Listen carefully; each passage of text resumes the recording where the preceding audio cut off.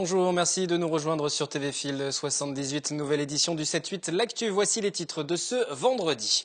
La TVA pour les cinémas vient de passer de 7 à 5,5%. Conséquence, les enfants âgés de moins de 14 ans bénéficient d'un tarif avantageux à 4 €. La mesure vient de la Fédération nationale des cinémas français. Le centre de ressources yvelinois pour la musique, le CRI, qui interpelle les candidats au municipal. Son directeur nous expliquera pourquoi il s'associe à cette opération. Votons plus de musique dans nos Yvelines, qui vise à soutenir les équipements et les démarches de proximité. Musique également avec ce spectacle ce mardi 14 janvier à la ferme de Bel-et-Bas. Une composition électroacoustique sur des textes de Jean Jaurès, une nouvelle création musicale actuellement en répétition. L'image du jour, c'est au lycée horticole de Maule, près d'Aubergenville. Une soixantaine d'élèves de l'établissement Le Buat ont été touchés par une infection intestinale collective. En cause, selon les premiers éléments de l'enquête, un plat de spaghettis servi à la cantine aux élèves internes. Les jeunes entre 13 et 20 ans ont été conduits dans les hôpitaux voisins pour de nouveaux examens. La TVA a augmenté, vous le savez, vous l'avez constaté dans la plupart des cas, mais pas pour les cinémas. Elle diminue même de 7 à 5,5%. Mais n'attendez pas une répercussion directe sur vos tickets d'entrée. Seuls les moins de 14 ans vont sentir la différence pour leur porte-monnaie. Anthony Reich nous apporte plus de précisions. Les familles sont les grands gagnants de la baisse de la TVA. Désormais, lorsque vous emmènerez vos enfants au cinéma, leur place vous coûtera 4 €. Un nouveau prix dû à la diminution de la taxe pour le grand écran de 7 à 5,5%. Mais cette offre mettrait en difficulté les petites salles qui se démarquaient jusqu'à présent par des tarifs attractifs et qui dénoncent un gros manque à gagner.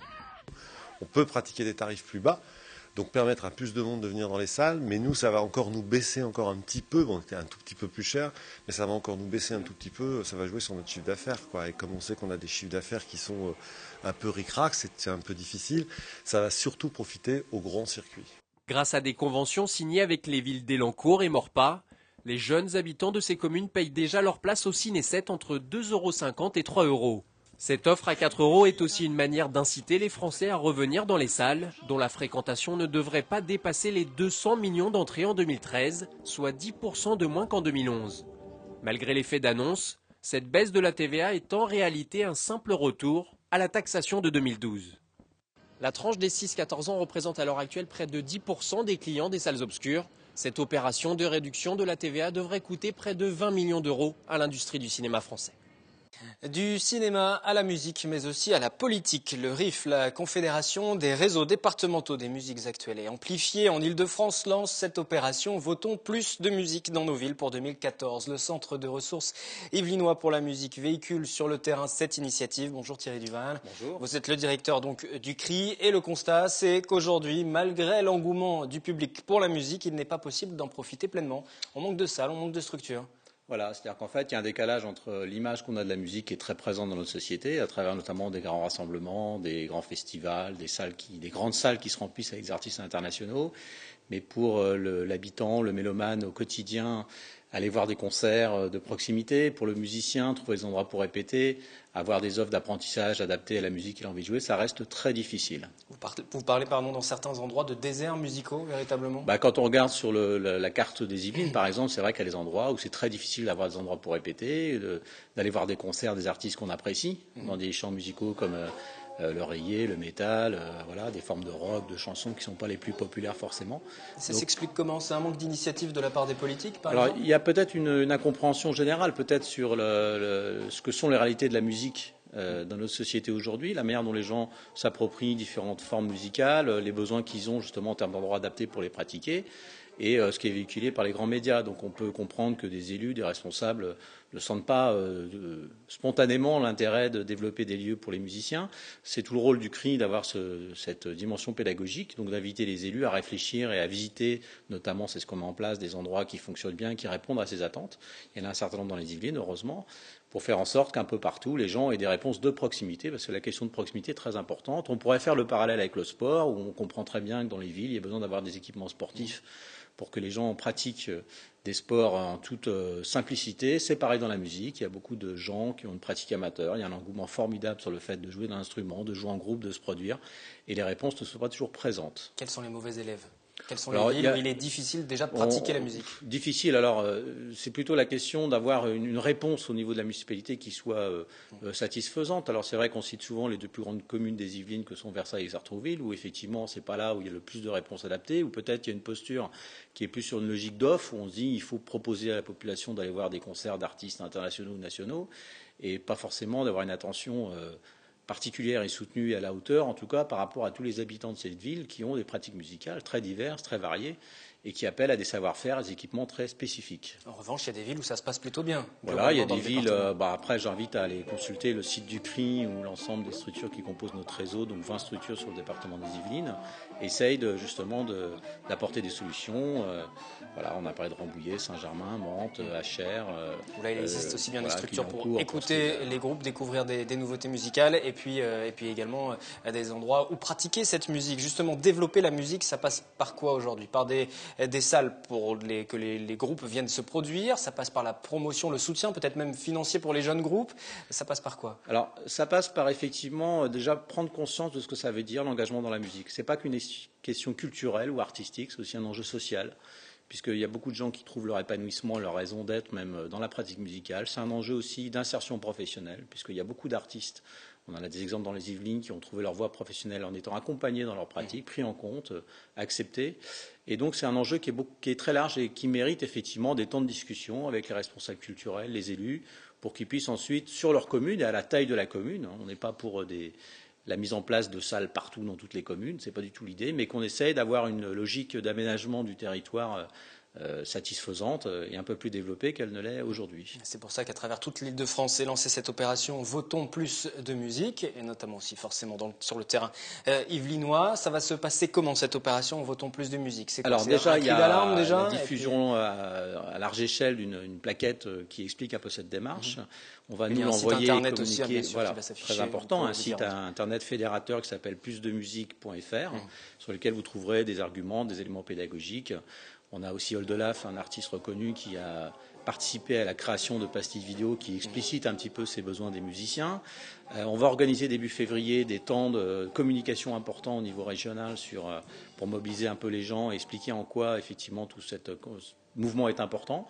Et notre travail à nous dans le mois qui vient va être d'aller à la rencontre des candidats déclarés dans les villes des Yvelines, en tout cas au municipal, pour voir de quelle manière, dans leur programme, dans leurs intentions, ils peuvent aborder ces questions de la place de la musique dans leur ville. Pour l'instant, les retours que vous avez eus, est-ce que Pour les l'instant, candidats prennent en considération oui, la on a problématique? commencé par un travail au sein de notre réseau, au niveau du public, des musiciens. On voit bien que ça rencontre comment dirais-je, une attention particulière. On va dire que la sauce commence à prendre, ça prend de l'ampleur, et grâce à des médias comme vous qui relayez l'information, on espère aussi que ça aille un peu plus loin. Nous, on est très confiants. C'est pas un travail qui est nouveau pour nous. Ça fait des années qu'on mène ce travail-là. Mais là, il nous semble qu'on atteint une situation où il y a vraiment des choses à faire. On a vraiment par rapport à tout l'engouement qu'il y a autour de la musique, la manière dont les politiques publiques aujourd'hui se positionnent sur le champ de la culture, l'éducation artistique, des enjeux qui sont annoncés comme majeurs, il y a vraiment quelque chose à faire autour de la musique telle que la pratiquent les gens aujourd'hui. Vous avez mentionné tout à l'heure l'artiste yvelinois Oldelaf qui s'est engagé dans le cadre de cette campagne Votons plus de musique en 2014. On va regarder justement l'une des pastilles à laquelle a collaboré l'artiste.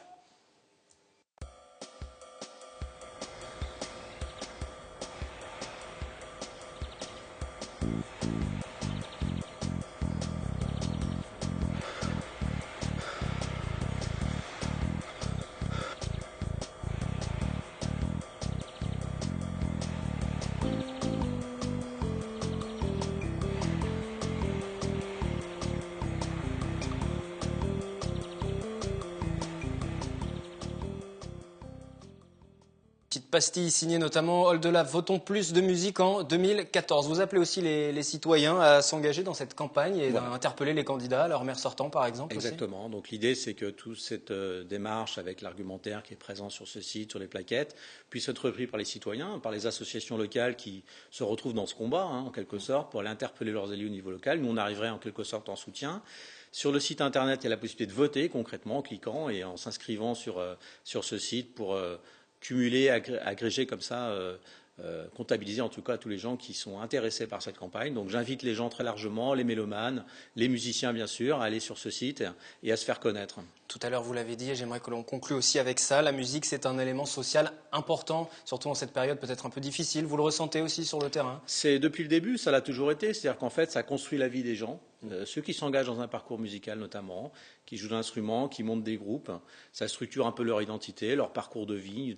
Plein de musiciens peuvent en témoigner, notamment tous ces musiciens qui sont de ce qu'on appelle les musiques amateurs, c'est-à-dire des gens qui n'ont pas forcément des visées professionnelles, mais pour qui ça structure leur vie. Et c'est un élément qui est à prendre en compte fortement, au même titre que, encore une fois, on a pu le prendre dans le domaine sportif, où on a compris qu'à travers une activité sportive, on pouvait accompagner, aider des gens à s'épanouir, à mieux se trouver socialement. La musique, c'est la même chose. Simplement, il faut être à l'écoute, il faut comprendre un petit peu la complexité de tous les engagements qu'il y a dans la musique aujourd'hui, qui sont très diverses. Le jazz, le rap, la chanson, le rock, c'est des choses aussi un peu différentes.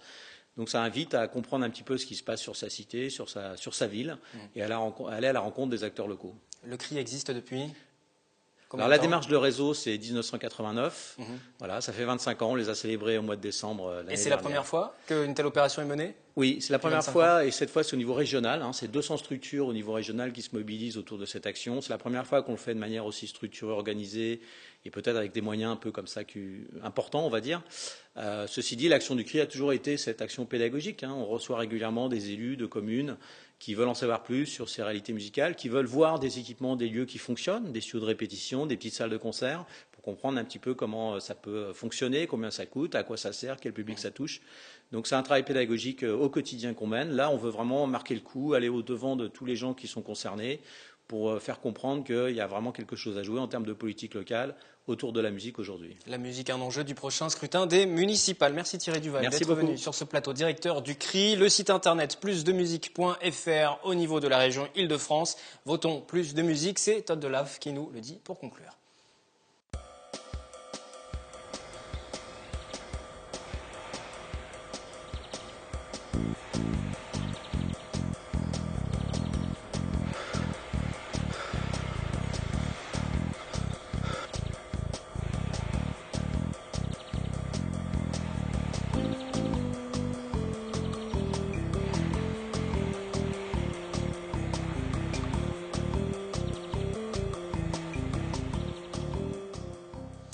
Culture, toujours mardi prochain, 14 janvier, la ferme de Bel-et-Bas à Guyancourt qui présente une composition électroacoustique sur des textes de Jean Jaurès, création musicale suivie par Aurélia Debussy en avant-première. Le courage de mettre tous ensemble, et quel que soit le métier, de la préciser, de l'approfondir, de l'établir et de la coordonner cependant à la vie générale. Le courage, selon Jean Jaurès. Ce sont ces paroles, extraites du discours à la jeunesse prononcé en 1903, qui ouvrent le spectacle. Une création sonore à l'univers électroacoustique dans lequel viennent s'insérer des textes de Jean Jaurès issus essentiellement de discours et d'extraits de son mémoire philosophique. C'est la lecture de la réédition de ce mémoire qui interpelle Thierry Ballas. Il y a quelque chose moi, qui me touche dans la démarche de cet homme, dans sa démarche intellectuelle, et que j'ai découvert en lisant son mémoire de philosophie, l'idée que cet homme a eu un engagement dans le concret, c'est quelqu'un qui s'est beaucoup engagé aux côtés des ouvriers, des paysans, et que tout cet engagement, il vient en fait d'un rapport au monde, d'un rapport à la nature, et je trouve ça assez intéressant. C'est de ne pas subir la loi du mensonge triomphant qui passe, de ne pas faire écho de notre âme. Ce spectacle propose des moments qui sont assez pop, des moments qui font référence à de la musique ancienne. On va vers les Folies d'Espagne, vers Debussy, il y a une petite citation de Debussy. Mais malgré tout, on a aussi des moments qui sont plutôt dans la musique expérimentale. Alors une musique qui reste très écoutable, mais qui reste dans la recherche. Et Jean Jaurès dit quelque chose moi, qui m'a beaucoup touché. Il dit par exemple, un son nouveau, c'est la révélation d'une force nouvelle, d'une parcelle d'âme inconnue. Et je trouve ça intéressant, cette idée qu'on peut avoir plusieurs rapports à la musique. Il y a cette musique qui répond à des codes sur lesquels on est tous d'accord, des rapports harmoniques, rythmiques sur lesquels on est tous d'accord, qui sont un peu notre culture commune. Et ça, c'est super agréable à écouter parce que c'est évident, il y a une espèce d'évidence dans l'écoute. Et puis, dit Jean Jaurès, il y a une autre musique plus expérimentale, qui est peut-être un tout petit peu plus compliquée à écouter, mais qui peut-être nous met en relation avec des parties de notre âme que nous ne connaissons pas encore. Voilà, je trouve que c'est un bel hommage à l'art contemporain en général. Un voyage musical intemporel autour d'une réflexion sur le mouvement, la lumière et le son. La commanderie des Templiers Elancourt, on reste dans la culture, a ouvert ses portes au public en ce début d'année. L'occasion de découvrir la face cachée de ce haut lieu du patrimoine saint-quentinois. Yolène Torres, Patrick Jacques de Dixmude pour les images. Les Templiers, c'est un ordre religieux et militaire qui a été fondé en 1118. Retour à l'époque des croisades du Moyen-Âge. Nous sommes à la commanderie des Templiers de la Ville-Dieu à Elancourt. À l'époque, au XIIe siècle, les religieux basés à Jérusalem se rendent compte que les routes sont pavées de dangers pour les pèlerins. C'est à partir de là que sont nés les Templiers. Ce sont eux qui vont défendre les routes menant jusqu'à la ville sainte et c'est ici, dans les commanderies, qu'ils se forment à l'art de la guerre. Les Templiers sont des chevaliers et on ne les envoyait pas combattre en Orient tant qu'ils n'étaient pas formés. Et ici, vous pouviez être formé à l'art de la guerre, notamment l'art équestre. Guerre de 100 ans, guerre des religions, le site connaît les aléas de l'histoire de France. Les destructions sont importantes, mais les bâtiments restent en demeure. Au XIIIe siècle, la France comptait près de 1000 commanderies. Il n'en reste que très peu aujourd'hui et ont souvent une caractéristique commune. La chapelle est souvent, voire exclusivement, plus petite que les autres bâtiments, pour rappeler que les Templiers n'ont pas une vocation uniquement religieuse, mais uniquement une vocation militaire et agricole, puisque les commanderies fournissaient l'ensemble des ressources pour les Templiers qui partaient combattre en Orient. Aujourd'hui, le lieu est ouvert au public et accueille aussi des expositions d'art contemporain. Patrice est voisin depuis des années. Pour la première fois, il a visité la chapelle. La restauration, le sol aussi, c'est nickel. Et j'ai jamais eu l'occasion d'aller soit à une conférence, soit à de la musique dans la chapelle. Donc ça me donne envie, la prochaine fois, quand il y aura quelque chose, de venir, bien sûr. La prochaine fois, ce sera le 2 février, une visite organisée par le musée de la ville. Pour la suite de ce journal et comme chaque vendredi, nous revenons à présent sur les faits marquants de l'actualité de la semaine. Et on commence par le verdict pour cette femme au niqab poursuivie pour outrage lors d'un contrôle de police mouvementé à Trappes en juillet dernier. Elle a été condamnée mercredi à 1 mois de prison avec sursis, 150 € d'amende également. On retiendra que le tribunal a jugé irrecevable la question prioritaire de constitutionnalité posée sur l'interdiction du voile intégral. Anthony Reich et Jonathan Villeman étaient sur place. Malgré son absence au tribunal correctionnel de Versailles, Cassandra Belin, jeune femme voilée de Trappes, a été condamnée à 1 mois de prison avec sursis et à 150 € d'amende pour avoir refusé un contrôle d'identité en juillet dernier. C'est plus qu'un rappel à la loi, c'est un rappel aux principes fondamentaux qui fondent la façon dont les citoyens doivent vivre ensemble dans ce pays, c'est-à-dire dans le cadre de la liberté de conscience, évidemment, mais en respectant avant tout les règles citoyennes qui fondent les valeurs communes de la République française. Et les dérogations qui sont demandées à ces règles au nom de prétendus principes religieux doivent être fermement, dans le respect des textes naturellement, mais fermement rejetées, et c'est ce qui s'est passé ce matin. Quand on agresse un policier, le soir, on doit dormir à la prison. Voilà, c'est une image pour nous qui est extrêmement importante. Ce n'est pas de la surenchère, c'est simplement que la police nationale ou la gendarmerie nationale sont considérés comme les derniers remparts de la République et à ce titre, ils sont intouchables.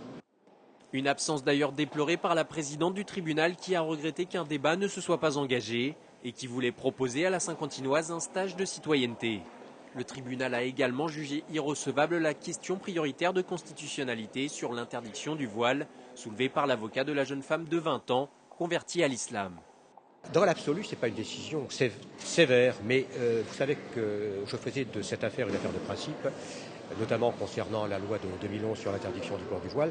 Donc ça mérite réflexion et ça mérite de savoir si nous allons poursuivre le combat judiciaire ou pas. Le mari de Cassandra Belin, qui avait étranglé un policier le jour des faits, a lui écopé de 3 mois de prison avec sursis en novembre dernier. En juillet 2013, ce contrôle avait entraîné de violents affrontements entre forces de l'ordre et jeunes dans la ville saint-quentinoise. Lundi, le gouvernement a débuté l'année par un déplacement à Versailles, déplacement pour réaffirmer sa politique en matière de droits des femmes et de mixité. Retour sur cette visite avec Claire Cambier. C'est à Versailles que le Premier ministre a choisi de faire sa première visite officielle de l'année, plus précisément sur un chantier de restauration du château. Lundi, il y a rencontré ces femmes qui ont choisi de faire carrière dans le BTP, un secteur plutôt masculin. Corinne est chef d'équipe traceur, elle dirige 5 hommes, un bel exemple de mixité que cherche à valoriser le gouvernement. toutes les expériences que j'ai pu faire de visite de terrain montrent dans les centres de formation, dans les entreprises, que lorsqu'il y a un déclic, lorsqu'on favorise, qu'on fait découvrir les métiers, alors les femmes y trouvent leur place et l'entreprise y trouve aussi son compte et c'est la société tout entière qui progresse. L'égalité homme-femme, une des priorités affichées du gouvernement. Après la parité politique en 2013, place à la parité professionnelle. Le Premier ministre a annoncé des objectifs ambitieux. Le premier, atteindre d'ici 2025 un taux d'emploi identique pour les hommes et les femmes. Il reste aujourd'hui plus de 9 points d'écart. Et pour cela, il compte faciliter l'accès au travail pour les mères. Eh bien, nous développons les modes de garde. Nous faisons en sorte que, par exemple, les femmes qui prennent un congé parental soient accompagnées au retour du congé parental pour éviter qu'elles soient placardisées à leur retour. Nous faisons en sorte que les femmes, après une longue interruption à s'occuper de leurs enfants, puissent être accompagnées dans la reconversion professionnelle. Nous les soutenons pour développer une entreprise. Deuxième objectif, obtenir de la mixité dans un tiers des métiers. 10 secteurs clés sont visés, de la petite enfance à la sécurité civile. Corinne y contribue déjà. Selon elle, il faut savoir faire bouger les choses. Je suis constamment sur le chantier. Alors, il faut savoir s'imposer et avoir un caractère, quoi. Sinon, les hommes, ils vous marchent dessus après. L'entreprise qui l'emploie fait figure de bonne élève. Elle a obtenu dès 2006 le label Égalité. Mais le secteur du bâtiment est encore à la traîne. Seuls 1,6% des ouvriers sont des femmes. Fin décembre, il évoquait la possibilité d'une fermeture de son établissement en raison de difficultés financières. Un mois plus tard, le président de l'université de Versailles-Saint-Quentin en Yvelines se veut rassurant. Il dit avoir été mal compris et annonce surtout avoir reçu un engagement financier de la part de la ministre de l'Enseignement supérieur. Jean-Luc Vessière était l'invité du 7-8 L'Actu cette semaine, ce mardi. Je vous propose de réécouter quelques-unes de ses déclarations. Donc le ministère sera à nos côtés pour nous aider à passer l'année et à remplir donc nos engagements, évidemment payer les salaires des fonctionnaires, des contractuels. Ça, c'est un objectif très important pour moi. Pour être bien clair, 2014, le budget sera en déficit. Vous finirez l'année en déficit avec ou non, d'ailleurs, le soutien de l'État. Ça ne changera pas. Mais il va falloir le réduire. Quelle est la période fixée par le gouvernement? Au bout d'un moment, le gouvernement va vous dire on ne vous aide plus, débrouillez-vous. Voilà. Donc nous, ce qu'on a présenté, qui a été validé par le gouvernement, enfin le ministère, c'est un plan sur 3 ans, comme je commençais à le dire tout à l'heure. Donc c'est-à-dire que 2014, 15, 16, donc 2016, c'est l'équilibre budgétaire. Voilà. Donc en mars, on a déjà pris des mesures, par le conseil d'administration évidemment, de cadrage des formations en master. Voilà. Donc ça veut dire que certaines formations qui sont dispensées ne vont plus exister à la rentrée, si elles n'ont pas assez Voilà, de toute manière, pour prouver ce propos, nous avons fermé temporairement, peut-être ou définitivement, certaines formations à la rentrée 2014 en master. Donc en master. C'est que des masters qu'on a fermés. Il y avait formation au métier de l'enseignement notamment. Je crois un autre en chimie, voilà. Mais qui pourront ouvrir s'il y a des effectifs suffisants. Donc là, il y a un travail important qui a été fait sur les masters. Ensuite, en termes de réduction, donc on a renégocié un partenariat public-privé. Donc on a optimisé nos achats, c'est-à-dire on s'est intégré dans des groupements d'achat d'informatique par exemple, ou de documentation, qui vont nous permettre de faire 300 000 € d'économie par an. Par ailleurs, on a, donc, comme on dit, gelé des emplois.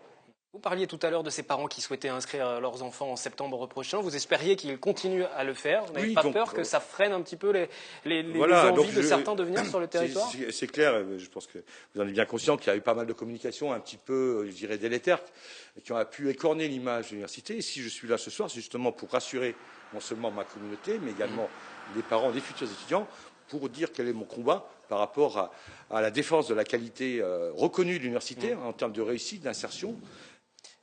Une dernière information pour terminer ce journal. On en sait un peu plus sur l'arrivée d'une grande société du CAC 40 à Magny-les-Hameaux sur l'ancien site de Nortel dont vous voyez actuellement les images. Il s'agirait de la société Safran, groupe industriel et technologique français, présent au niveau international dans les domaines de l'aéronautique, l'astronautique, de la défense et de la sécurité. L'installation officielle doit se faire en cours d'année pour se terminer en 2015, donc en lieu et place de la société Nortel.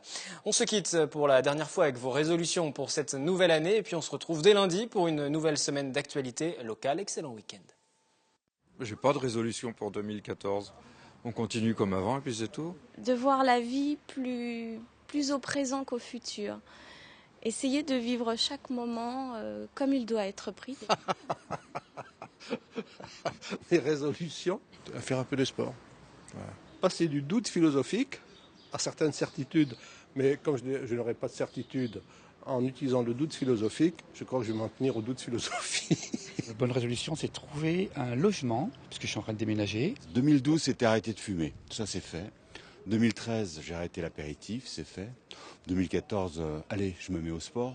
Allez, je vous souhaite à tous une bonne année.